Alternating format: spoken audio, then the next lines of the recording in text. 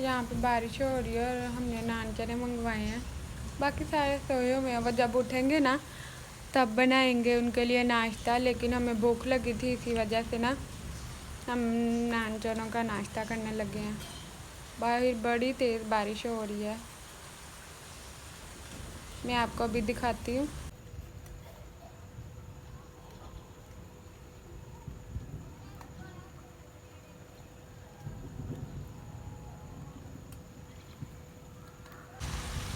ये देखें, बड़ी तेज़ बारिश हो रही है।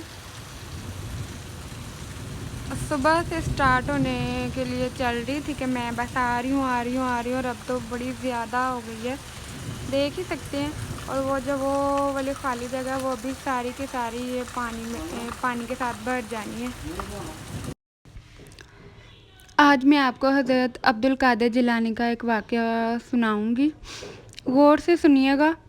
हज़रत अब्दुल कादिर जिलानी अल्लाह ताला के बहुत बड़े वली गुज़रे थे, बल्कि अभी भी वो वली ही हैं। उन्हें इल्म हासिल करने का बहुत ज़्यादा शौक़ था, लेकिन इल्म हासिल करने के लिए ना उन्हें बहुत दूर जाना पड़ता था। ज़ाहिर है तब गाँव होते थे खुले खुले, और दूर दूर कहीं कहीं कोई इल्म वाला होता था, जैसे कि उस्ताद होते हैं, टीचर जैसे अब होते हैं। पहले किसी किसी को इल्म होता था।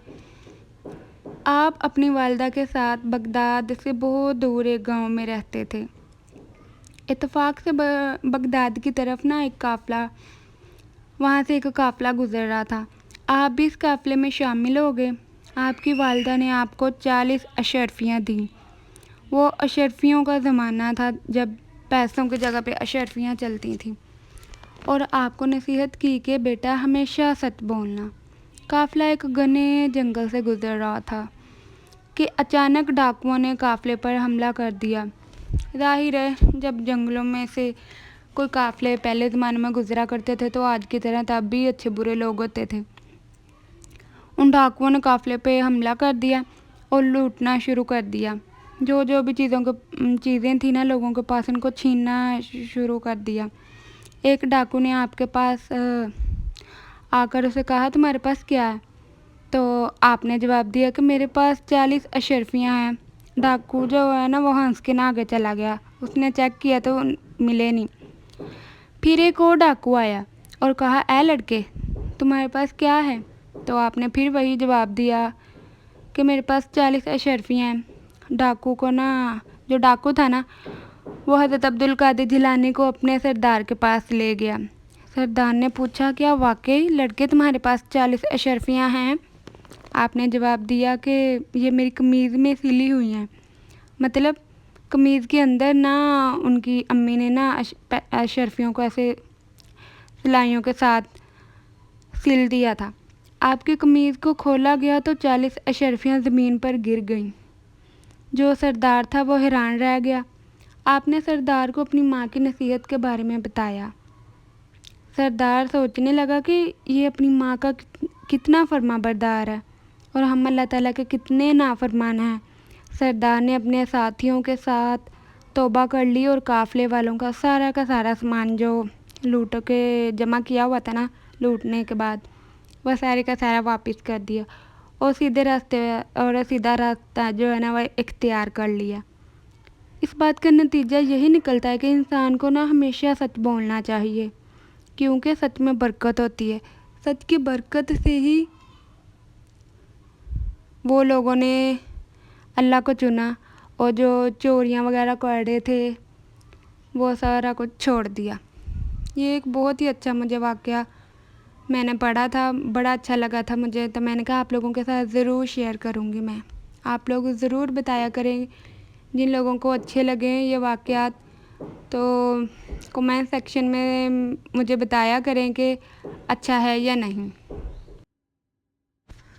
और मैंने कहीं पढ़ा था, तौरात हासिल करते वक्त हज़रत मूसा अलैहिस्सलाम ने अपने रब से अर्ज़ किया, ऐ मेरे रब, मैं तौरात में लिखा हुआ देखता हूँ कि ऐसी उम्मत आने वाली है, अगर एक लुक़मा उनके पेट में फंस जाएगा तो उनकी मग़फ़िरत कर दी जाएगी, क्योंकि वो लुक़मा अल्लाह के नाम से शुरू करते हैं और अल्लाह की हम्द के साथ ही ख़त्म करते हैं। मतलब बिस्मिल्लाह पढ़ के मुसलमान जो वो खाना शुरू करते हैं और बिस्मिल्लाह पढ़ के ही ख़त्म करते हैं। उन्हें मेरी उम्मत बना दे, ऐ मेरे रब। अल्लाह ताला ने मूसा अलैहिस्सलाम से फरमाया, ऐ मूसा, ये मोहम्मद की उम्मत है। हज़रत मूसा अलैहिस्सलाम ने अर्ज़ किया, मैं अलवाह में लिखा हुआ देखता हूँ, अलवाह पत्थर की तख्तियों को कहते हैं, कि एक ऐसी उम्मत होगी कि उनमें से कोई शख्स किसी बुराई का इरादा कर ले, फिर उसे अंजाम ना दे और अल्लाह के खौफ से छोड़ दे,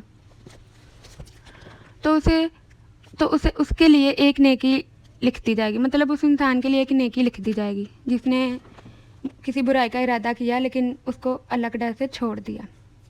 ऐ मेरे रब, उन्हें मेरी उम्मत बना दे। ये हज़रत मूसा जो है वो अल्लाह ताला से फरमा रहे हैं। अल्लाह ताला ने फरमाया, ऐ मूसा, ये मोहम्मद की उम्मत है। हज़रत मूसा अलैहिस्सलाम ने अर्ज़ किया, या रब, मैं अलवाह में लिखा हुआ देखता हूँ कि एक ऐसी उम्मत होगी कि अगर उनमें से कोई शख्स किसी नेकी का इरादा कर ले और उसे अंजाम ना दे, तब भी उसके लिए एक नेकी लिख दी जाती है।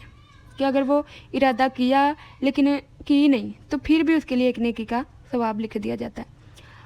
अगर वो उसे अंजाम दे तो उसके लिए 10 नेकियों से लेकर 700 गुना तक नेकियां लिख दी जाती हैं। माशाल्लाह, अल्लाह उन्हें मेरी उम्मत बना दे। अल्लाह ताला ने फरमाया, ऐ मूसा, ये मोहम्मद की उम्मत है। फिर हज़रत मूसा ने अर्ज़ किया, ऐ मेरे रब, बहुत ही प्यारी बात है ये वाली जो मैं अब कहने वाली हूँ। ऐ मेरे रब, मुझे मोहम्मद की उम्मत में शामिल फरमा दे। आमीन।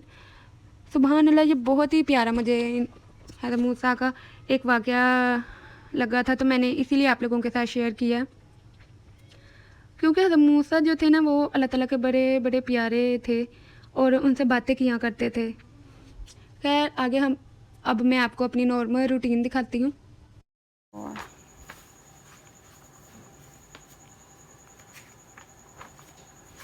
अभी ये बनाई हूँ मैं, इसके अंदर कलर नहीं किया, ये बारबी की तरह बनाई हुई है बैक साइड, और ये भी मैंने ही बनाया है, इसके अंदर कलर नहीं किया।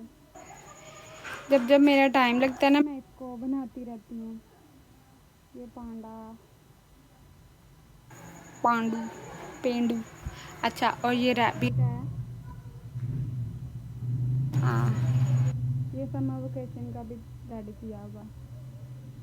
कलर्स वगैरह इसमें नहीं करती, ख़राब हो जाते हैं। ये बटरफ्लाई है। ये सूफ़ी वो है जो खुद को फना करके हक के साथ बाकी हो जाए। कश्फुल महजूब, ये मेरे पास बुक भी है, मैंने उसको बड़ा कवर कर करके रखा हुआ है। कश्फुल महजूब हज़रत दाता गंज बख्श सरकार ने लिखी हुई है वो किताब। हाँ, तो ये मैं ऊपर से लेके आई थी, क्योंकि मैं ना ऊपर वाले रूम में भी बिठा लेती हूँ बच्चों को एक साथ। तो ना ये जो बच्चे हैं ना, ये उनका समर पैक बना के दिया था, बल्कि खुद। तो बच्चों ने ना, ये 2 सिस्टर्स हैं, एक ही घर से आती हैं, तो वो एक्सवर्क करके लाई हैं ये सारा।